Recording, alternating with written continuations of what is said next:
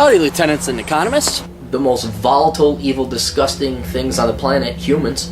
If you have a video request, you can always go to assholeconsulting.com. Yeah, I am gonna charge you, kids. And that is the importance of not fucking up. You are such an asshole!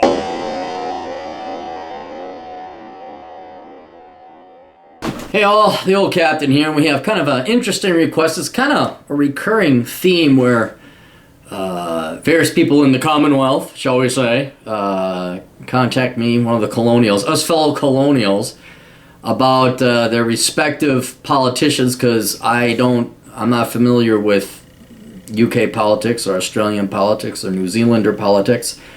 And as you know, we do the, what was it? No, not James. Yeah, James Corbyn. And I think a lot of that has to do with, one, how I analyze politicians and people in general.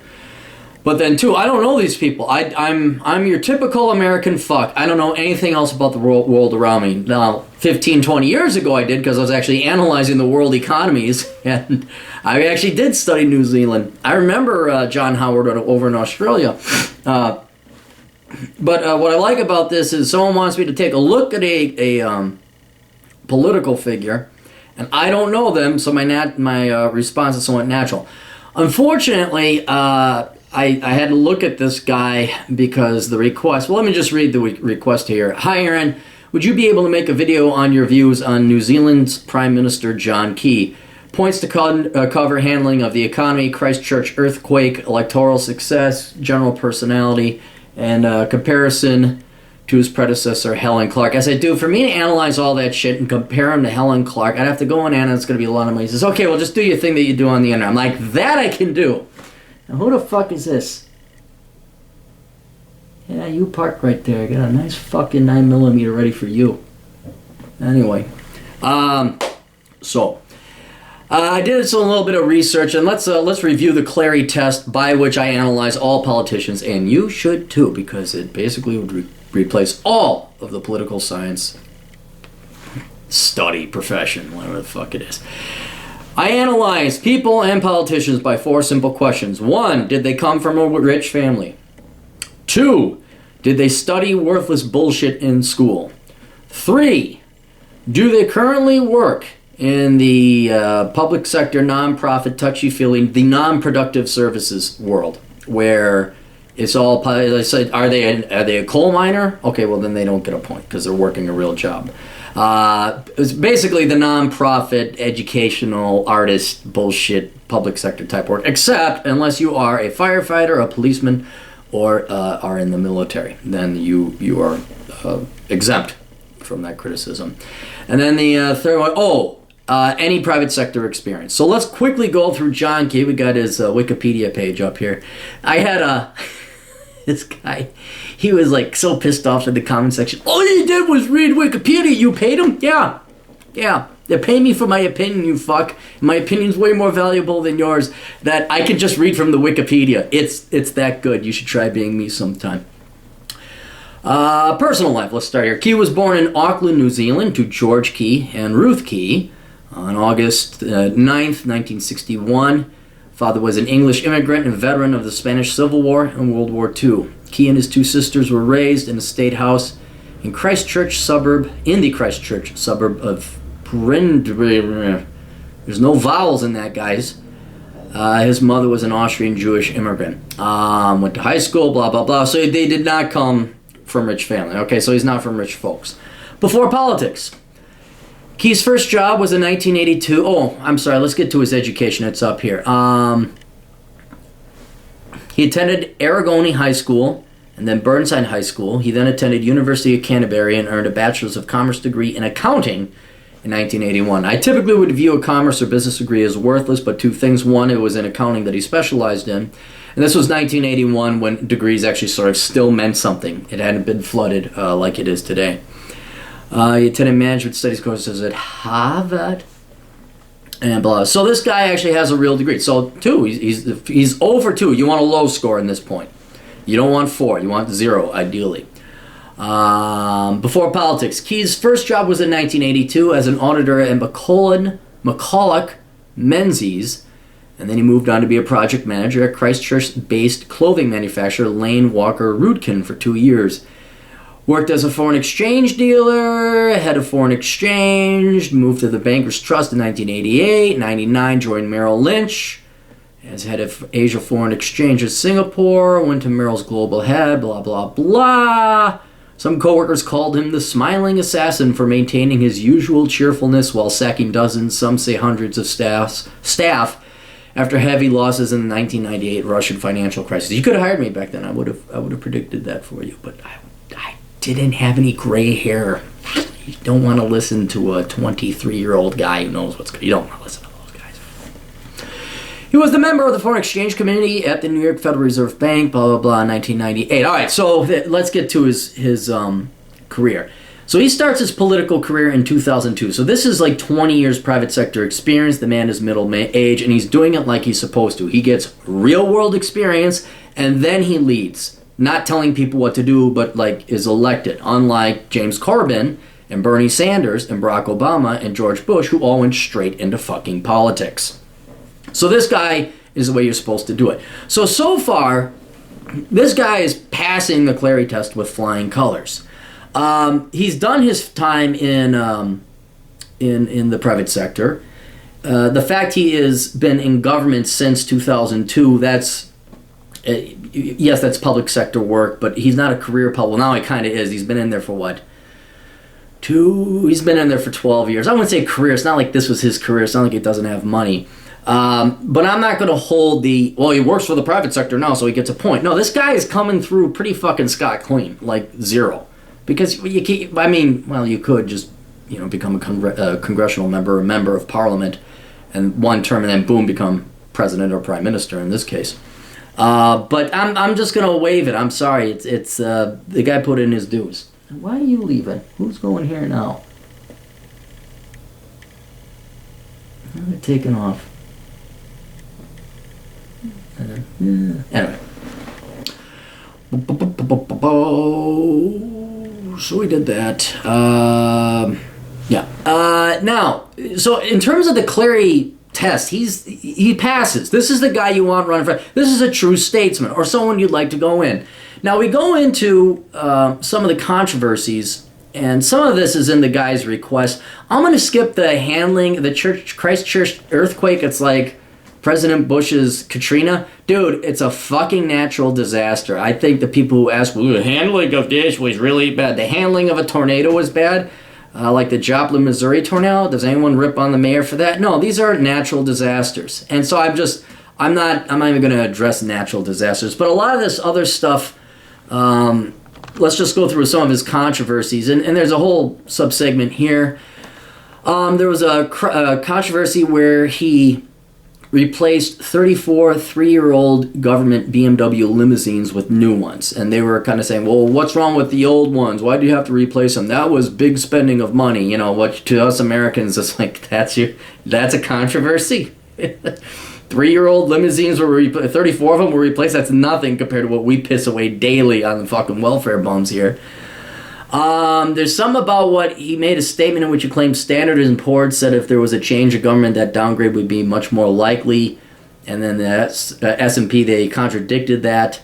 And it says that this brought Key's credibility into question. What was another one? Another one is something the teapot tapes. Him and this guy were at a coffee shop, it sounds like. Their conversation was recorded unbeknownst to them. Recording was covered in media by Mr. Key made a complaint to the police and compared the incident to illegal hacking. He refused to answer media questions. In other words, I didn't understand what the big scandal was here, or even the controversy. I'm just like, he was recorded and said something, and it didn't jive with what. It's very unclear. The event causing perhaps the most embarrassment to John Keyes was the arrest of Kim.com and the subsequent revelations that the New Zealand Government Communications Security Bureau had illegally spied on .com. Kind of like Obama did a lot of other people with the NSA, but Obama's all right. Anyway, as Prime Minister, John Key is directly responsible for it, which is not allowed to spy on New Zealand citizens. and .com had been granted permanent residency. 3 days later, he apologized for the illegal spying. I apologize to Mr. .com. Blah, blah, blah, blah, blah, blah. Is entitled to free Santa. Failed to provide that protection. Had been asked to sign a ministerial suppressing details in the case while Mr. Keys was overseas. The only time this has been done in the last 10 years. And then what is it? The Sun and Mirror, he called David Beckham thick as batshit.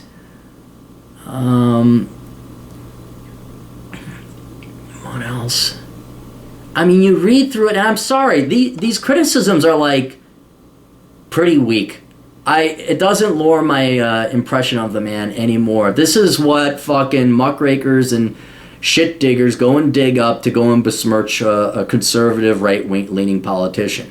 This is not. I'm sorry. I just don't give any flying. Zero fucks have been given about these fucking trumped up controversies. I really don't care. It does not tarnish my opinion of him at all. And this is just politics as usual. The same stuff would be dug up on a leftist politician as well. And you got to ask yourself, like, are these really controversies? Is this guy really an evil criminal? He called David Beckham deeper than batshit or thicker than batshit. It really? It kind of. The fact this makes it to the Wikipedia entry kind of shows you how little they got on the guy. Then the client wants me to ask him about his economic performance. His personality kind of sounds like he doesn't give a fuck, like he's just going to do it his way. He's not as brash as Donald Trump, of course. His electoral success looks pretty good. I mean, he's been in his MP. I mean, boom, boom, boom, elected. He's been in office since 2008, so he's done rather well. But in terms of his economic performance, I had to look this up, and I wanted to thank the OECD.org as to just how shittily organized and complicated you make it to look up foreign countries' data. I just ended up having to Google search it. The OECD will be replaced by Google. It used to be one of my favorite places to go, and it is so they've so over-engineered that website. Anyway, let's do a quick analysis and review of Mr. Key's economic performance. And keep in mind, this is not his economic performance. This is the economy's performance while he's been prime minister. I don't believe the president has a lot to do. They can ruin the economy. They can certainly help it a little bit, but it is the people of the country that really determine it. So unemployment was at 4% before the financial crisis. It went up to 7.5 while Mr. Key took office. Since then, it has slowly, like in the United States, slowly ebbed its way down to more normal levels, where it's at today at 5.25%. So the unemployment didn't look that great. Now contrast that with GDP. GDP was much better. Okay, GDP. I mean, their worst year was minus 0.85%. That's not even 1%. I think in the U.S. our worst year was like minus 2.7%, and that was in 2008. And then they made a rather quick recovery. I think they had to have a percentage point in 2.9. And then since roughly 2.9, New Zealand's economy has been averaging at about 3% growth, which is way better than us. We went down, bam, we slowly made our way up, and then we were happy at like 1.6%. I think we're still under 2% average if you take the average of all positive growth rates since the U.S. quote recovery has happened. So New Zealand has done better in terms of economic growth than the United States and the OECD countries as a whole. So I think still a lot of it, though, was kind of similar to the United States economy, where companies, they'd cut to the bone, so GDP would go up, but employment was very slow to recover.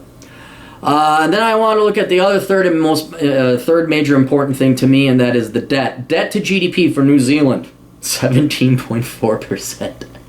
No matter what politicians you had in before, guys, God bless them, because they did a good job of not fucking mortgaging your goddamn children's future. Now, unfortunately, Mr. Key, this is one thing I find fault with him. This more than doubled under his watch to 37.5% at a peak a year ago, 2 years ago. And now it's on a slight downward trend where it's at 35.9% today. But that is probably due to the increase in economic growth, because it is debt to GDP, so the denominator is increasing. But still, they ran some pretty serious deficits there, increased the national debt. It's still low by Western standards, very low. I remember I did an economic analysis of New Zealand a while ago for a client, and I'm like, this is a place I was considering to move. But still, that you don't want this trend to continue. You don't want 6 years going by and, we've more than doubled the national debt. No, you want to go down now. And if you want to take our affirmative action president and have him, we'll switch at any time. That would be very wonderful. But still, I like to see debts go down. And you can believe this Keynesian bullshit that you had to go on this massive spending campaign to do it. So, in general, he's a lot like John Howard. This I do remember from a long time ago, analyzing the Australian economy.